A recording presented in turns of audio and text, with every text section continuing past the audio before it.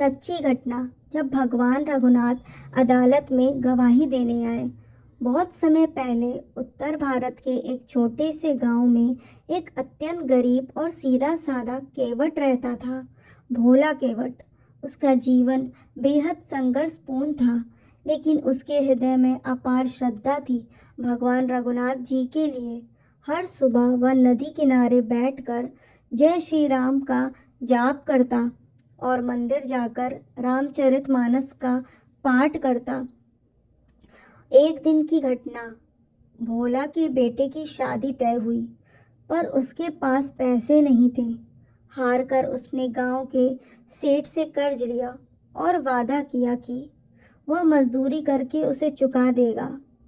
शादी के कुछ दिन बाद भोला ने अपने वचन अनुसार सेठ को पूरा पैसा लौटा दिया, लेकिन सेठ लालची था। उसने भोला पर झूठा आरोप लगा दिया। भोला ने पैसे नहीं लौटाए। अब मैं अदालत में केस करूँगा।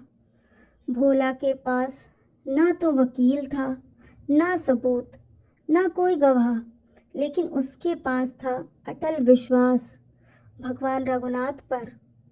अदालत में अगले हफ्ते केस की सुनवाई हुई।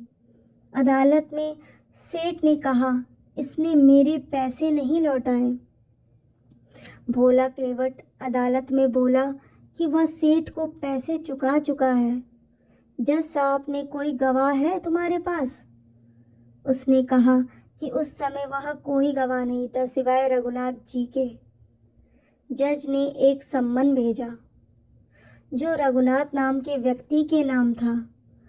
गांव में कोई रघुनाथ नामक व्यक्ति नहीं था, लेकिन एक मंदिर था।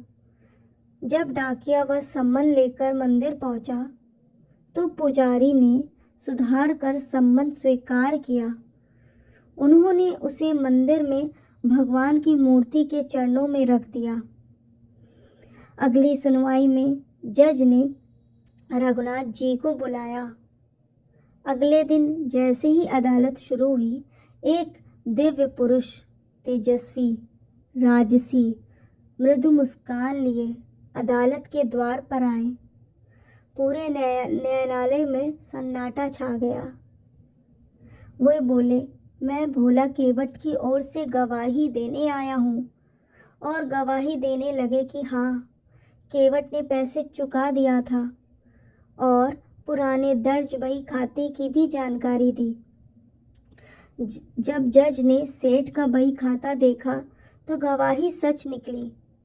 रकम दर्ज थी और नाम फर्जी डाला गया था।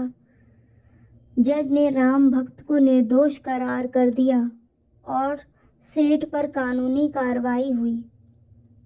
सेठ के मन में उथल पुथल मच गई और उसने ब्राह्मण से पूछा कि वह बूढ़ा आदमी कौन था।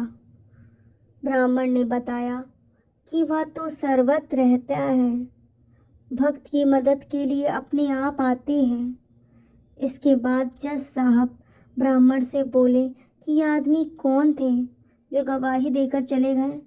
ब्राह्मण बोला, अरे जज साहब, यही तो मेरा रघुनाथ जी थे, जो भक्त की दुविधा देख ना सके और भरोसे की लाज बचाने आ गए। जज हक्का बक्का रह गया।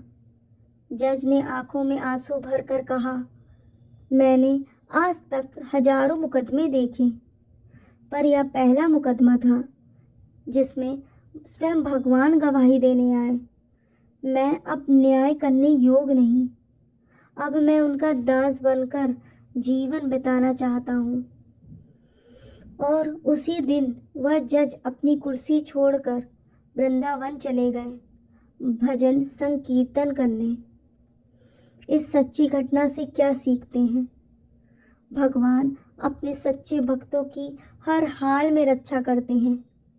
भक्ति जब निष्काम और निष्कलंक हो, तो ईश्वर स्वयं न्याय दिलाने उतर आते हैं। सत्य परेशान हो सकता है, लेकिन पराजित कभी नहीं होता।